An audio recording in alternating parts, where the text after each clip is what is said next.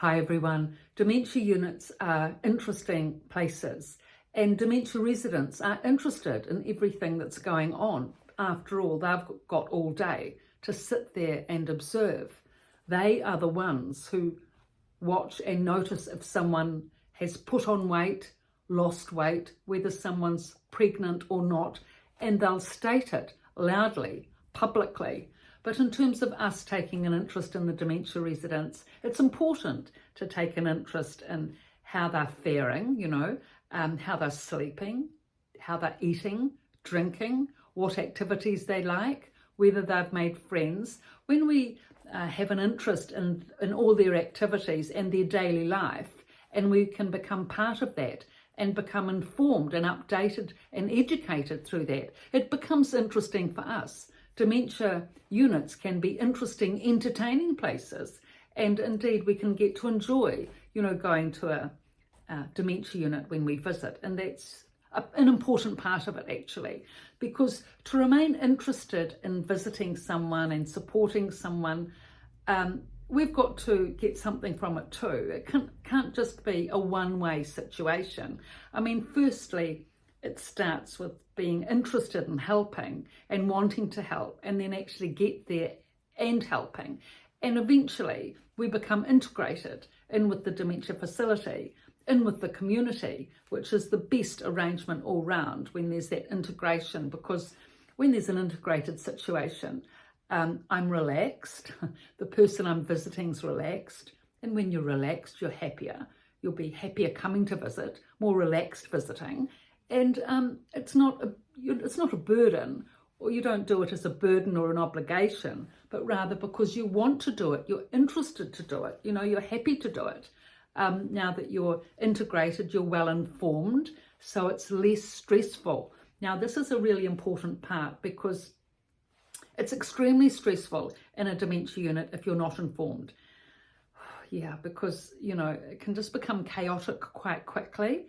That's why all this information, in these two books that I've written, The Resident's Voice and The Resident's Rise, it's really important to be informed, interested and informed on the staff, who they are, who's responsible for what, the medication rounds, the clinical notes, the doctor's meetings, signs and symptoms of problems with your mother in terms of eating or drinking or not sleeping, how to address that, lines of communication, questioning, etc., etc.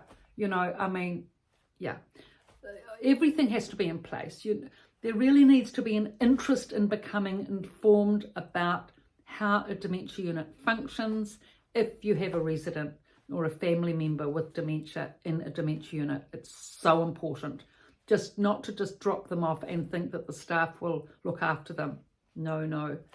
They will look after the medical needs, but there's so much more to, life than just the medical needs. I mean, there's emotional needs and psychological needs and social needs and all of that. I mean, staff can't look after all of that, as well as the work they're doing is stretching them to the max. They're all overloaded and hardworking.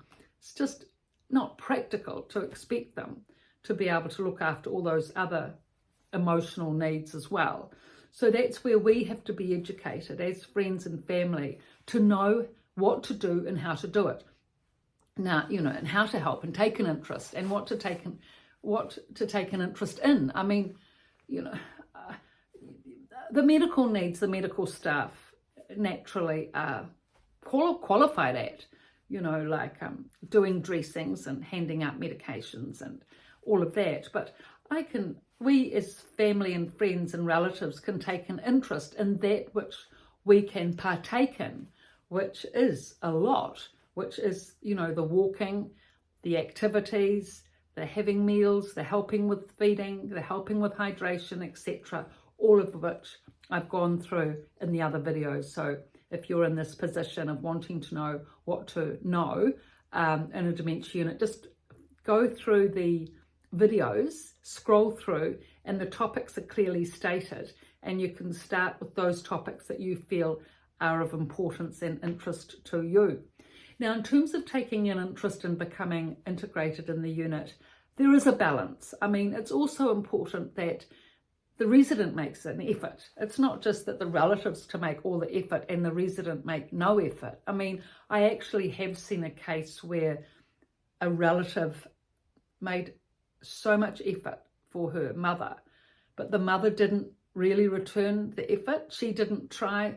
Yeah, she became so dependent, the mother, and she didn't make an effort to make friends with other ladies at the unit, even though she said to me she knows she should make the effort, but her daughter comes in every day, so she didn't see why she should bother.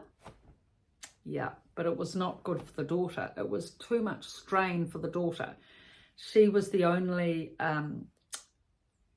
daughter in Christchurch. The other two daughters were away out of Christchurch. So she was the only person supporting the mother. And the mother wasn't, well, she was demanding, really. I mean, and she had high expectations of the daughter, and the daughter felt she should fulfill those, right down to makeup every day and hairstyling and the whole works. And really it was too much. I mean, the mother could speak. I mean, she was astute. She could speak well, actually. She spoke very well to the daughter. So she could have easily spoken and made friends with the other women. I mean, she'd say hello. You know, she was courteous to the ladies at her table, but she could have made more of an effort. And if she had made friends with even one other person at the unit, it would have increased her independence and reduced her dependence on her daughter. And her daughter could have had, you know, more time to herself, less time at the unit, catering to her mother's needs, and, you know, could sort of work on her health, which she actually needed to because it was so stressful. So it needs to be a balance. I mean, if you're a relative making an effort coming to, for example, encourage your mother to go to the press reading in the mornings. If you say to your mother, oh, look, Mum, I know you haven't been going to the newspaper readings in the mornings, but I think it would be really good if you could go, because you've always enjoyed the newspaper. You know, you've always read the newspaper right up till recently, and you enjoy the newspaper. And your mother could well say, oh, yes, dear, yes, I know, but I've only just arrived and I don't know anyone and it's all strange. And if you may well say, well, look, Mum, how about if for the next week I come in 3 times, because I'm on holiday this week, if I come in to 3 mornings press reading, I'll come early at 9 o'clock, we'll have a cup of tea, then both of us will go to the press reading together for the next week. Then if I do that, how do you feel about then going the next week when I'm at work on your own to the press reading each morning? Oh, yes, dear, I think I could manage that, because if I have your support, you know, then I just feel more sure of myself. So that's just one way of doing, you know, setting up a situation where you're making the effort for 1 week to go with your mother to the press reading, but then having that expectation that the next week she make equal effort to go to the press reading on her own, you know, and keep monitoring that, because that way, if both parties are making an effort, it's a fair situation, it's equitable, and it's, you know, and it can be progressive. Whereas if one relative is giving all the energy, time and effort, and the resident is not, you know, making an effort back, then it, you know, it doesn't work. Okay, so thank you. I've written 2 books, The Resident's Voice from a Dementia Unit and The Resident's Rise from a Dementia Unit. Thank you for your looks, likes and support. Thank you.